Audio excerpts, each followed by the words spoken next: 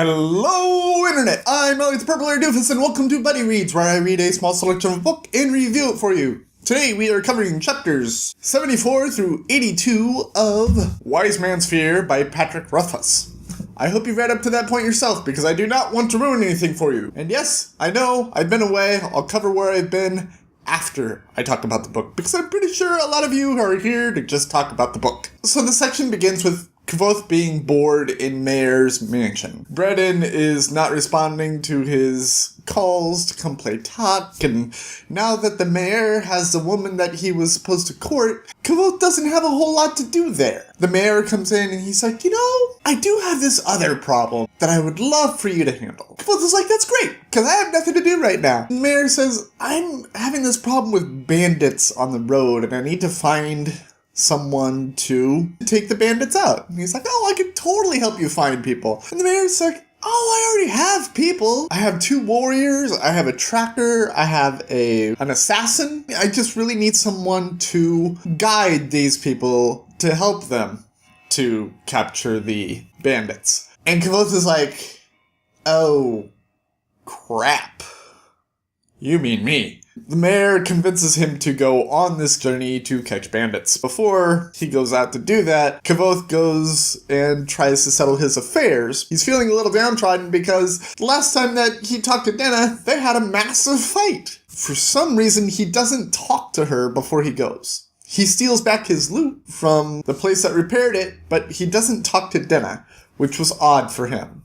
Both of those things were really odd for him. For him to not talk to Denna as much as he pines after her the entire series up until this point was very odd. And for him to not find a way to legally secure his loot was odd for him as well. It was an odd choice for that character.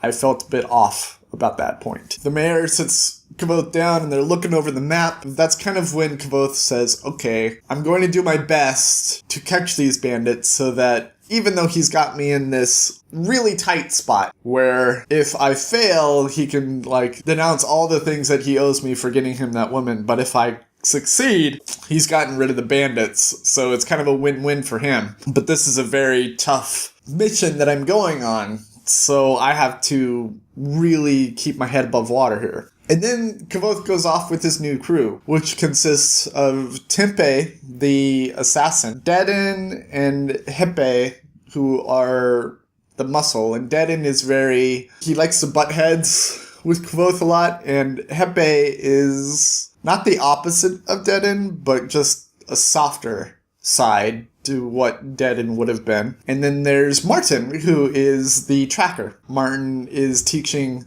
Kvothe and Tempe how to track while they're going along their way. And as they are about to embark on their journey, they run into a tinker. And if you don't remember, tinkers are kind of like traveling salesmen. They travel with a whole bunch of stuff in their cart and they try and sell it to people that they come across as they're walking along. That's when Kvothe realizes that, hey, I never told Denna I was leaving. And he has to write a letter explaining to her exactly what was going on. And he gets rid of this nice cloak for an old cloak to pay for all of the other supplies that he needed for the journey. Then we have the crew setting up camp, and everyone is kind of noticing that Tempe is really quiet. Tempe doesn't say a thing, and when he's talking to you, he looks at your hands, not at your face. I have those problems too, but for some reason, this doesn't feel like a social thing. This feels like a language barrier, and you'll find out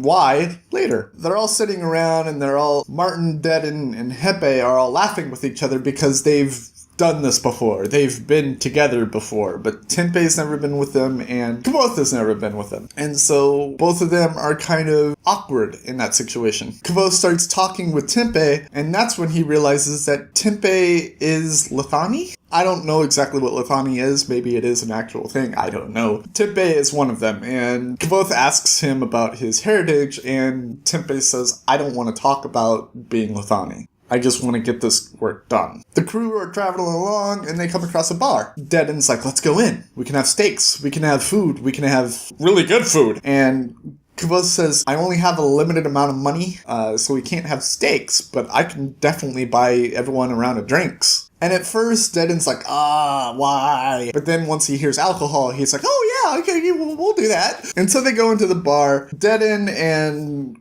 Hepe are walking around the bar and they're having a good time. Martin and Kvothe are sitting at a booth, and Kvothe notices the way that Hepe looks at Deden. He's like, how can Deden not tell that Hepe is totally into him? And then he says, maybe Deden's just not into her. And Martin's like, oh no.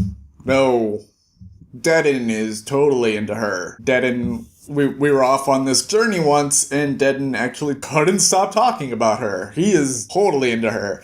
And Kvothe is like, what the hell then? Why are they being so stupid? And I'm just like, this is exactly what you're doing with dinner. Stop being a moron. My battery's about to die, so I'm going to try and hurry. The next morning, everyone wakes up and they're hungover.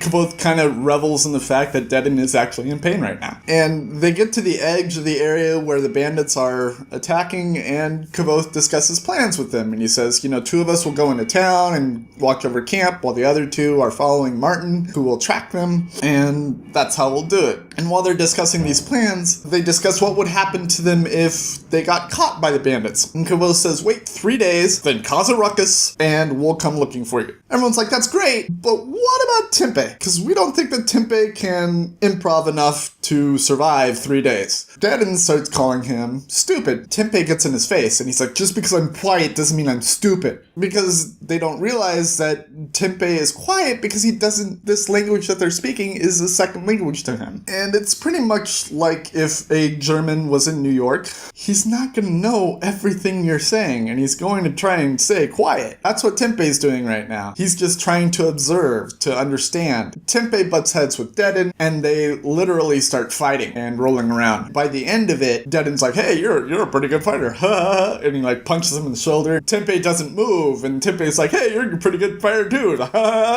He punches him in the shoulder, and Deden's like, ugh. And they kind of laugh over that. That kind of forms a bond with them. They say, okay, we'll trust Tempe, but he's got to change his clothes. He's wearing red in the forest to try and capture people. That's like a major red flag. Then might as well just be saying, here I am! So Kvothe sets him down privately, and he says, we can't have you wearing those clothes. Please put on something else. And Tempe is like, oh, of course.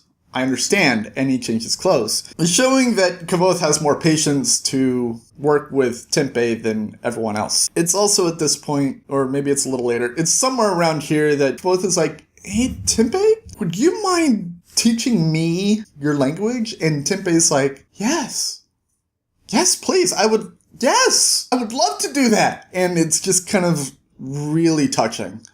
I love that part where he's like, please, because it shows that Kvothe is trying to understand Tempe, where a lot of people aren't. And that's great. Kvothe, Tempe, and Martin are walking along, and Martin's teaching Kvothe and Tempe how to track people. He says, if you ever find any of these traits in the woods, call me, and I'll come get you. And Tempe's like, wait a minute.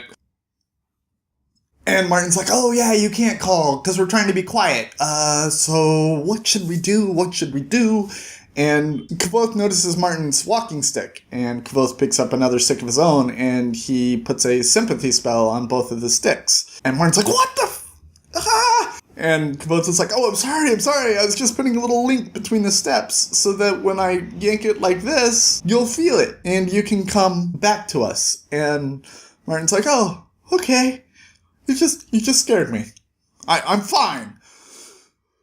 And then he goes off, and Tempe and Kvothe actually start seeing the trackers Martin was talking about, and Kvothe calls him back, and Martin's like, oh, this is good, this is very, very good. And Kvothe is really excited. He's like, oh, we're really close, because that one's only like less than a day old, so like we're gonna catch him really fast. And Martin's like, I made these. I did this so that you can learn to track. And Kvothe and Tempe are just kind of like, oh. And Martin is like, oh my god, I'm so sorry. I didn't tell you that I was going to be testing you. But here, I'm going to be testing you from now on. And for every trait that you pick up on, I will give you, let's say, $5. And for every trait that you miss, you will owe me $1. Kvothe and Tempe are like, hell yeah! They do this, and eventually they get about 10 $10 up, maybe somewhere around there. I'm generalizing the funds for you guys because the monetary system in this series is ridiculous. Tempeh and Kvothe are supposed to stay back with the camp while Hepe and Dedan go off. While they're staying back at the camp, Kvothe is learning Tempeh's language, and it's kind of funny because they have to use pantomimes in order to get the words right, and Kvothe is like, you should have seen me try and pantomime dance. That was super awkward. The other three come back to the camp, and they start telling campfire stories. And Hepe tells this story about a boy and a moon, and it's supposedly beautiful, but we don't really hear it. Dedan's like, oh, I've got a story, and he starts telling the story of kind of a siren woman that's on the trail and lures men away from the trail to kill them with sex. He starts describing the siren woman for like 5 minutes. And Hepe's like, I should just leave then. Dedan's like, what did I do? What did I do wrong? What's going on? And the other three are just like, oh my god, Dedan, you are such a moron. And it's kind of at this point that I'm getting what Patrick Rothfuss is saying. Patrick Rothfuss, I don't know, all of the women in the story so far have been perfect. They've been beautiful, they've been smart, they have not done anything wrong, and it's really annoying me. It's at this point that I'm kind of feeling like Patrick Rothfuss is saying, you know, I could be worse. I could be a lot worse. I could be this guy. And I'm just kind of like, yeah, that guy is much worse than you, but that doesn't make you any better. Okay? We have Kvothe and Tempeh at the camp, and they're looking it over again, and Tempeh is talking about his culture a bit, about cleaning every day, about... Kvothe notices that when he's talking, he's starting to do hand motions and this sort of stuff. And Kvothe is like, what does this mean? And Tempeh is like, contempt? And Kvothe is like, contempt? What about this one? And Tempeh's like, smile. Kvothe is like, oh, wait. When you're happy, do you do?